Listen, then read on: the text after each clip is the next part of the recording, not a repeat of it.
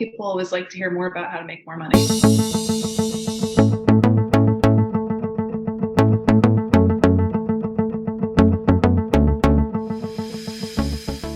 Welcome to the monthly webinar series.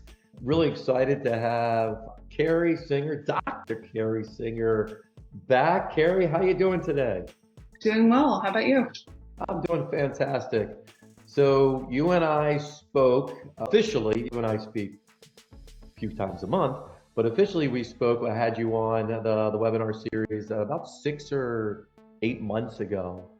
It was one of the most popular and most viewed webinars we've ever had. So I was like, you've done some really amazing things, even since then, even more amazing stuff. And I thought it'd be great to have you back and share some of the things for folks and all of that. So I really appreciate you taking some time to join me today. Oh yeah, thanks for having me back. People always like to hear more about how to make more money. Yeah, we're going to talk about money. I love the title. I'll be the first person to admit I did put a few titles into ChatGPT and it gave me like 15 different things, and I just kind of said, "Ooh, stressful to successful." I go, that's pretty cool. Wow. And that I remember that was 𝐒𝐜𝐜 when you and I met a couple of years ago. Yeah, for sure. Earlier on in the business, not really having any systems and processes in place, never having any training as a business owner. It was kind of just fly by night, kind of learn things as you go, and then learning a lot through trial and error that was costly and painful. Yeah, for sure. So I thought the way we would do it today is, I think the last time we did kind of a straight interview, but this time we'll do interview, but I also want to inject, because to disclose to everybody, 𝐒𝐜𝐜 and I's relationship is 𝐒𝐜𝐜 has been a private executive coach client of mine for, 𝐒𝐜𝐜, what is it, two and a half years? Maybe even a little bit longer, yeah. Maybe almost 3 years, So, we've been working with each other, and what 𝐒𝐜𝐜 has done has been truly remarkable, and we're gonna kind of uncover as clearly as we can share it, and I'll give you my perspective of things as a coach to 𝐒𝐜𝐜, and then she can give you her perspective of things. And I thought that would be a really cool type of format that you don't often get in this, because many times you're just interviewing kind of an expert of something, but here you have, I guess, two experts. I like to consider myself pretty good at what I do, and 𝐒𝐜𝐜, you are unbelievable at what you do. In every business, there's something that, as the saying goes, the straw that broke the camel's back. For you, thinking back to before you reached out to me, what was that straw for you? What was the thing that it was like, you know what, that's enough. I need to get some help. This is just too much for me, or whatever it was. What was that kind of thing or that moment in your life, in your business? Can you kind of share a little bit about that? Sure.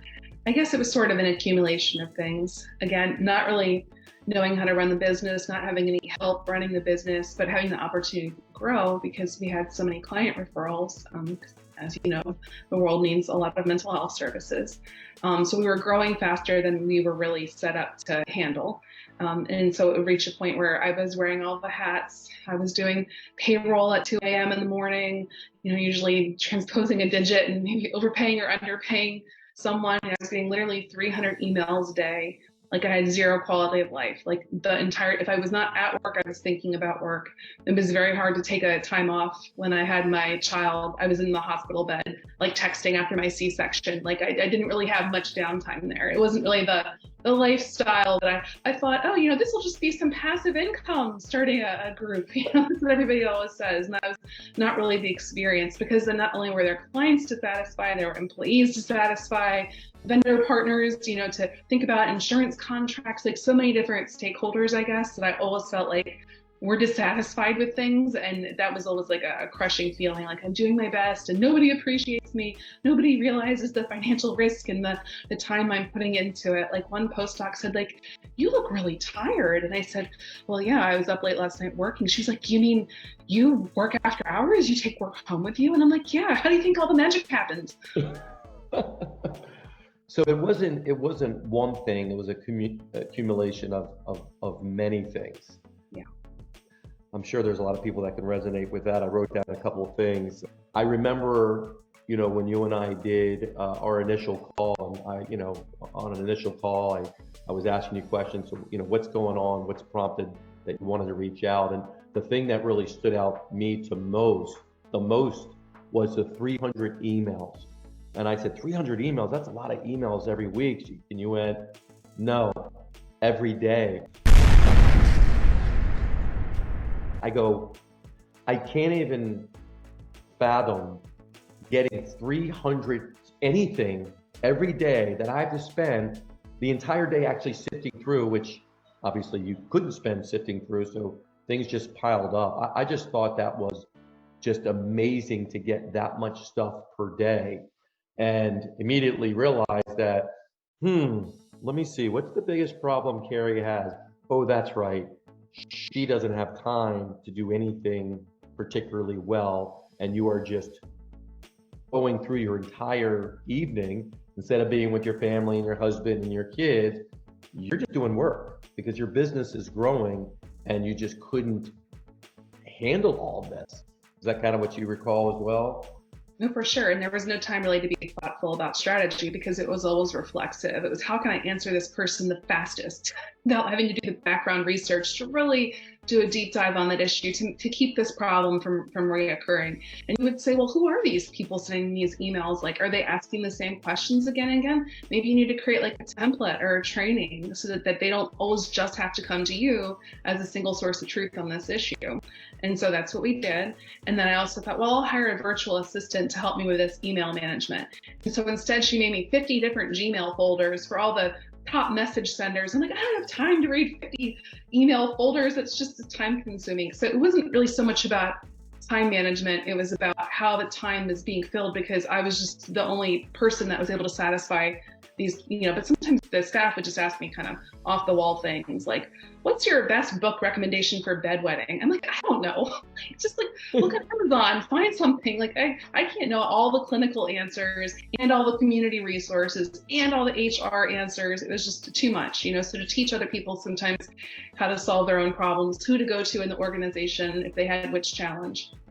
Yeah, we'll certainly dive into kind of some of the things that you did and some of the things that I was kind of coaching you around. But staying in the point where, you were having all of this stuff, like I've kind of leaned away or kind of moved away from this idea of time management. I mean, you might hear me talk about it, but I don't talk about it in the same way anymore because time management for a lot of people is, how can I do more stuff in the same amount of time? In other words, how can I chunk time here and do this, but then add more stuff?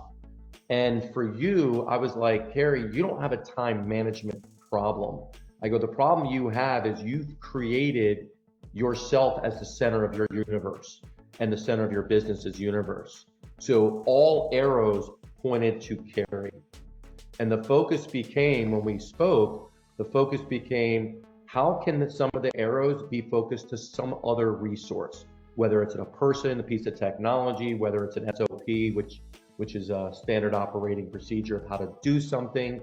How can we start shifting away, predominantly, not every email, but the predominant 200, at least 250 emails, which was what we ended up doing. There has to be someone besides Carrie who's the expert of answering that. So that was one of the first things I remember focusing on with you.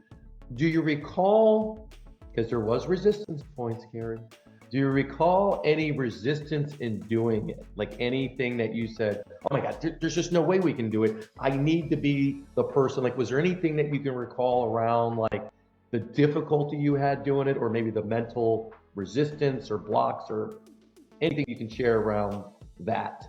Sure. Well, it became clear that we needed to hire a manager to assist because we had the capacity to double the business, but I would say like, well, no way, because then I'm going to get 600 emails a day. Like, I can't do that, so it was me being the block to the growth. And so starting to think about, well, who would that person be?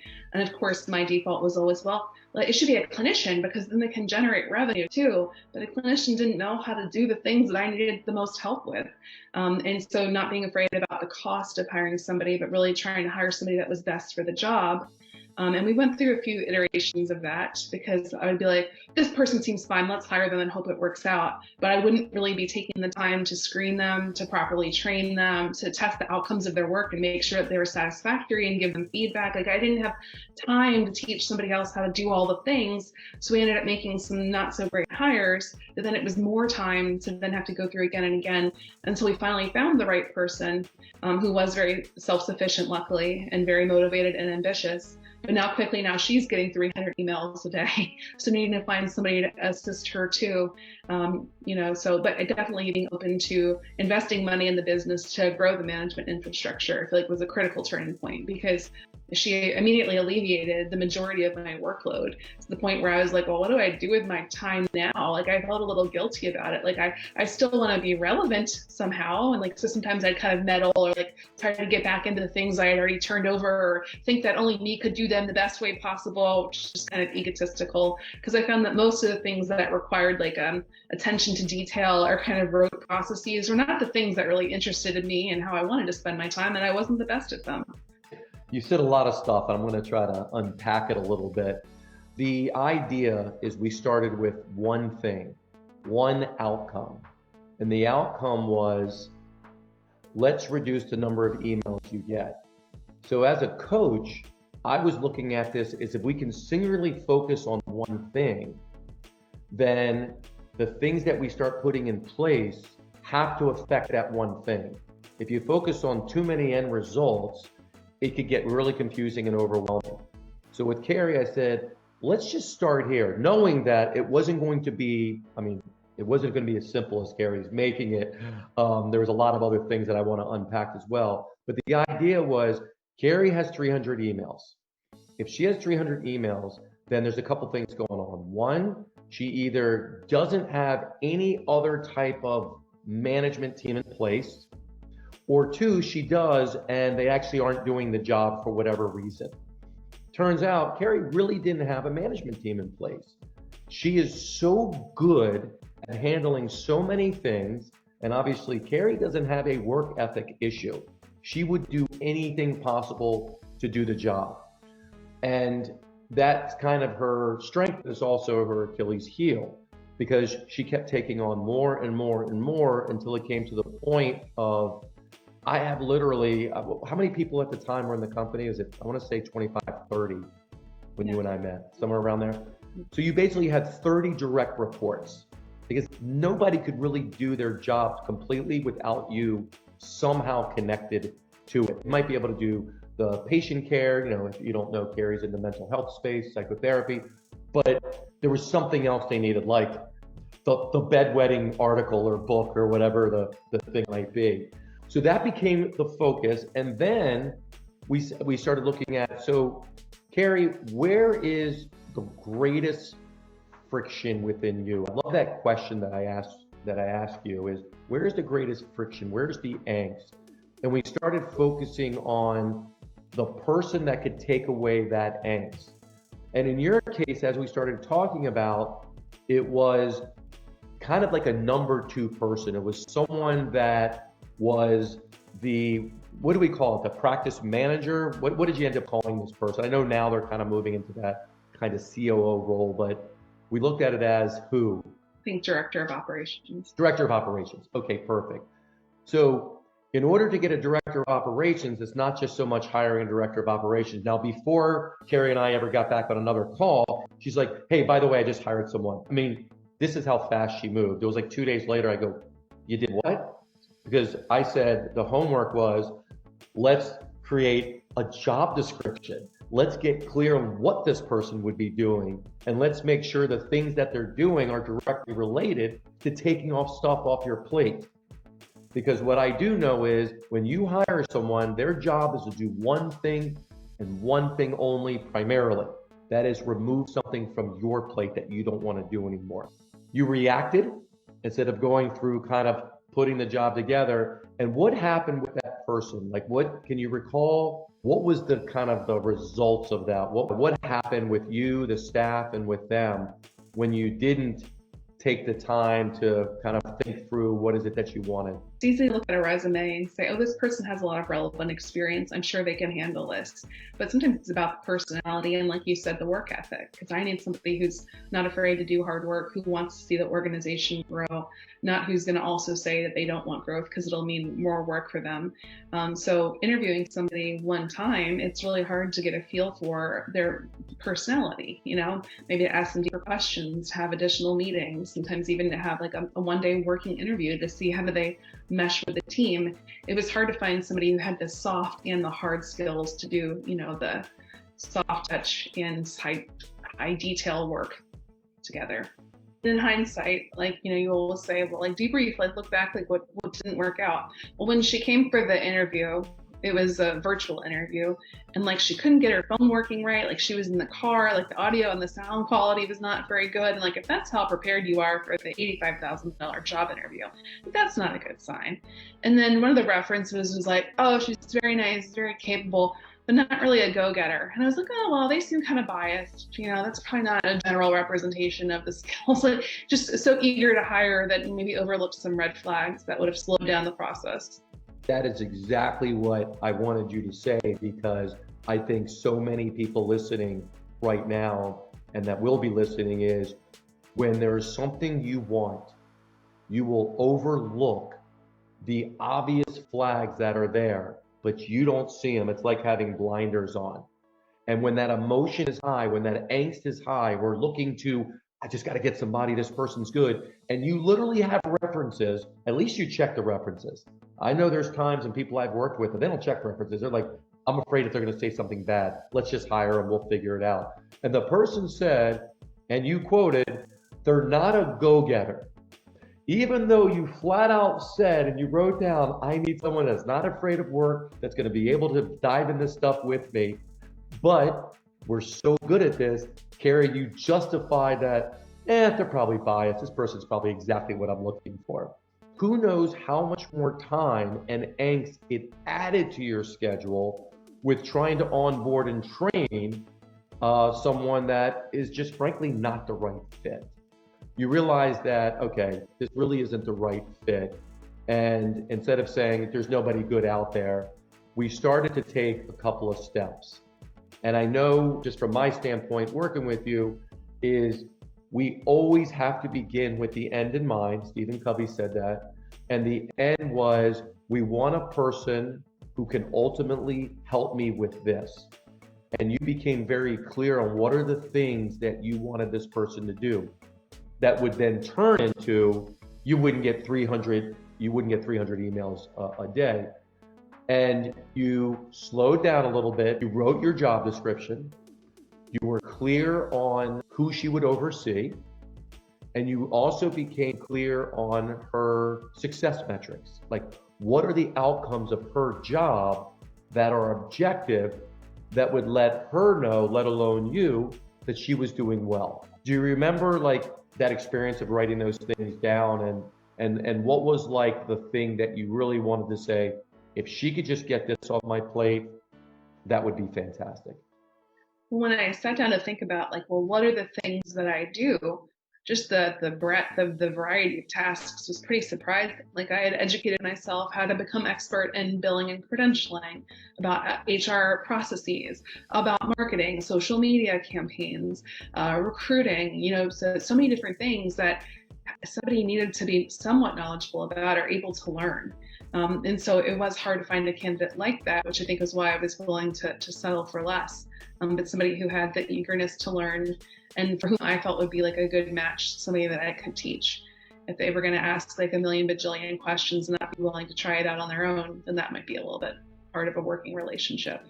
So where did you start looking for this director of operations? Because you used a little bit of a strategy that I thought was really great. Well, I put up the Indeed ad first, and I got all these applicants. Some of them were MBAs from hospital systems. They wanted $250,000 a year. I was like, yeah, we don't have the kind of budget, and you're going to be managing a staff of 30, not of 500.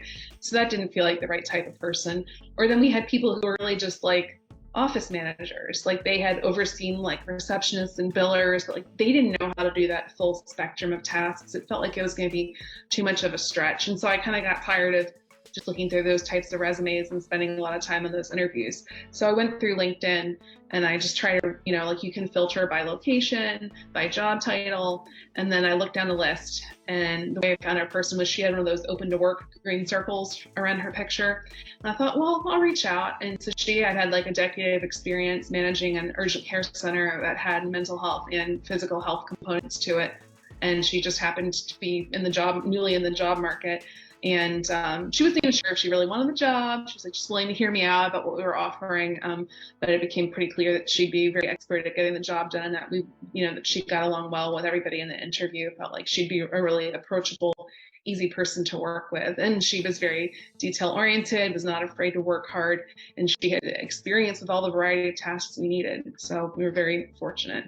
It took a lot of time to find that needle in the haystack. We have a saying at Practice Freedom U, which is hire for trait, train for skill, meaning that you cannot teach traits. The traits and the values that someone has and someone holds, it's who they are. You're not going to really change them. The skill level you can teach, you can train, you can send to continuing education courses.